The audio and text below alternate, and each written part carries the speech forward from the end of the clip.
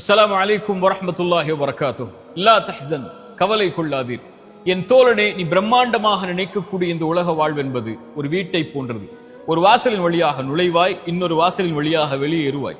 அந்த இடைப்பட்ட நேரத்தில் நீ வாழக்கூடிய தங்கக்கூடிய அந்த இடம்தான் இந்த உலக வாழ்க்கை. இந்த உலக வாழ்க்கையுடைய நேரங்கள் தெரியுமா உனக்கு? 24 மணி நேரம் என்றால் உன்னுடைய உறக்கம், பிரயாணம் 6 மணி நேரம், 2 மணி நேரம் போக நீ எண்ணினால் 6 மணி நேரம் கூட 24 மணி நேரத்தில் முறையாக உனக்காக நீ மாற்ற வேண்டும், நீ செய்ய வேண்டும் என்ற காரியங்களை செய்வதற்கு கிடையாது. 60 ஆண்டுகள் வாழ்ந்தால் 20 ஆண்டுகள் தான் முறையாக வாழ்கிறாய். மற்ற நேரங்கள் எல்லாம் உறக்கத்திலும் பிரயாணத்திலும் மற்ற அலுவல்களிலும் சென்றுவிடும். இந்த 20 ஆண்டுகளுடைய வாழ்க்கைக்கு தான் இவ்வளவு கவலைப்பட்டு உன்னை அழித்துக் கொண்டிருக்கிறாய். என் தோழனை, இந்த உலகத்தில் 3 மனிதர்கள் உண்டு. அதில் ஒருவன் நேற்றுள்ளதை நினைத்து நிகழ்காலத்தை அழித்துக் கொண்டிருப்பான். நேற்றில் ஏதாவது சோகம் நடந்திருக்கும், கவலைகள் நடந்திருக்கும், இல்லாமல் இருந்திருக்கும். அதை எண்ணி அதே கவலையோடு நிகழ்காலத்தையும் அழித்துக் கொண்டிருப்பான். இன்னொரு மனிதன் எதிர்காலம் வந்திருக்கவே செய்யாது, அந்த பயத்தை கொண்டு நிகழ்காலத்தை அழித்துக் கொண்டிருப்பான். இவர்கள் இருவரும் இந்த உலக வாழ்க்கையை வீணாக்குவார்கள். இன்னொரு மனிதன் உண்டு, அவன் நிகழ்காலத்தில் ஒவ்வொரு நிமிடத்தையும் நேரத்தையும் கணக்கிட்டு கடந்த காலத்திலிருந்து எடுத்து வந்த பாடங்களையும் படிப்பினைகளையும் கொண்டு வாழ்வை செதுக்கி அவன் எதிர்காலத்தின் தயாரிப்போடு தன் இறைவனை நோக்கி சென்று கொண்டிருப்பான். இவன் தான் வெற்றி அடைவான். இறை தூதர் ஸல்லல்லாஹு அலைஹி வஸல்லம் இப்னு உமர் என்ற ஒரு தோழருடைய தோள்புஜத்தை பிடித்து உலுக்கி சொன்னார்கள், இப்னு உமரே, கவனத்தில் கொள். எனக்கும் உங்களுக்கும் இறை தூதர் சொல்வதுதான், கவனம் கொள், ஆட்டுங்கள் உங்களுடைய உள்ளத்தை பிடித்து இந்த செய்தியோடு. குன் ஃபித் துன்யா கஅன்னக கரீபுன் ஆபிரு சபீல். இந்த உலகத்திலே ஒரு பயணியை போல், ஒரு வழிப்போக்கனை போல் வந்தான் சென்றான் என்ற வாழ்வை வாழ்ந்து சென்று விடு. இந்த நேரம் தான் உனக்கு, நாளை உனக்கு இல்லை, நீ செல்ல போகிறாய் என்ற எண்ணத்தோடு இந்த உலகத்திலே வாழ். அந்த தோழர் இப்னு உமர் விளக்கம் சொன்னார்கள் தன்னுடைய மாணவர்களுக்கு இறை தூதருடைய இந்த செய்தியை. காலை வந்தால் மாலை எதிர்பார்க்காதே, மாலை வந்தால் காலை எதிர்பார்க்காதே. நோய்க்கு முன்னால் சுகத்தை தேடிக்கொள், மரணத்திற்கு முன்னால் வாழ்ந்து கொள் என்று அந்த தோழர் விளக்கம் சொன்னார்கள். இறை தூதர் ஸல்லல்லாஹு அலைஹி வஸல்லம் தெளிவாக இதை சொன்னார்கள் 5 அறிவுரைகளோடு. இந்த 5ற்கு முன்னால் 5ஐ பயன்படுத்திக் கொள்ளுங்கள்.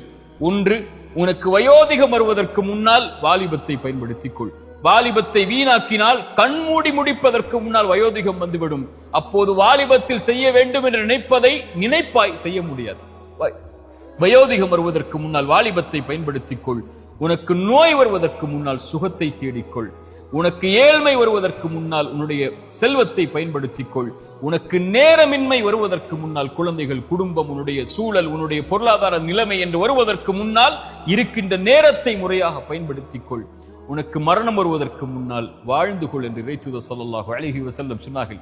அலி இப்னு அபி தாலிப் அழகாக சொன்னார்கள், அதை இன்று செயல்படலாம், விசாரிக்கப்பட மாட்டாய். நாளை விசாரிக்கப்படுவாய், மரணத்திற்கு முன்னால். அப்போது செய்ய வேண்டும் என்று நினைப்பதை செய்ய முடியாது. இந்த அறிவுரைகள் எல்லாம் எமக்கு சொல்வது இந்த நாள், இந்த நிமிடம், இதுதான் நமக்குரியதை தவிர எதிர்காலமோ கடந்த காலமோ அல்ல. கடந்த காலம் என்பது அது வாழ்வுடைய இயல்பு. அதை தாங்கித்தான் நிகழ்காலத்திலே வந்திருக்கிறோம். அதன் அனுபவங்களையும் அதன் பாடங்களையும் அதில் இல்லாததை பெறுவதற்குரிய முயற்சியையும் நிகழ்காலத்தில் கொண்டு எதிர்காலத்தை நோக்கி பயணிப்பதுதான் மனிதனுடைய இயல்பு. மனிதனுடைய இயல்பு கடந்த காலத்தை எண்ணி பயந்து கவலை கொண்டு அழுது புலம்பி நிகழ்காலத்தை அழிப்பதோ, எதிர்காலம் வராத எதிர்காலத்துடைய பயத்தை கொண்டு நிகழ்காலத்தை அழிப்பதோ கிடையாது. இந்த மூச்சுக்கு கவனம் கொடு. அடுத்த நாள் காலையில் வெளிப்பதற்கு இறைவன் அவகாசத்தை உனக்கு கொடுத்தால் இறைவனுக்கு நன்றி சொல்லி, இறைவா, இந்த நாளில் என்னை நான் சரிபடுத்துகிறேன்.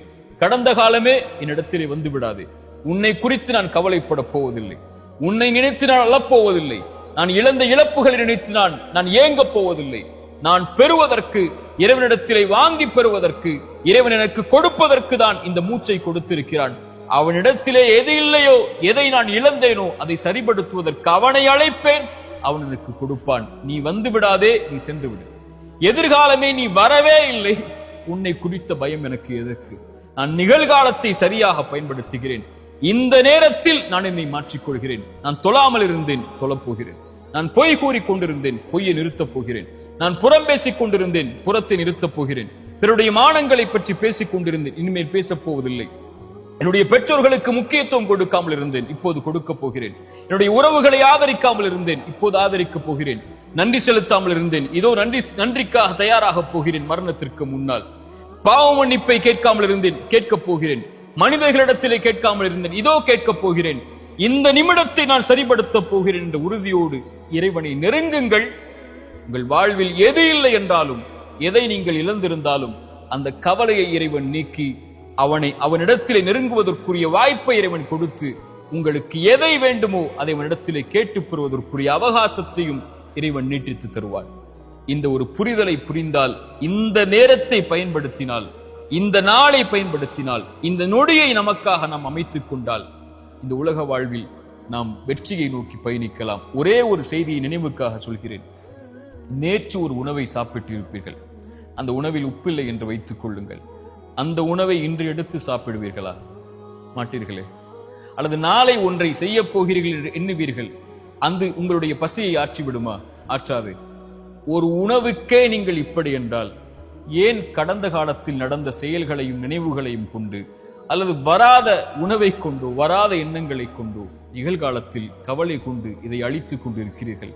வாழ்வென்பது மிக அற்பமானது, மிக குறுகியது. கண்மூடி முடிப்பதற்கு முன்னால் நாம் வாழ்வை முடித்து விடுவோம். அதற்குள் இந்த வாழ்வை இறைவனை சந்திப்பதற்கான தயாரிப்போடு வாழ கற்றுக்கொள்ளுங்கள். இறைவன் அதற்குரிய வழிகளையும் விசாலங்களையும் நம்முடைய வாழ்வில் ஏற்படுத்துவான். அஸ்ஸலாமு அலைக்கும் வரஹ்மத்துல்லாஹி வபரகாத்துஹு.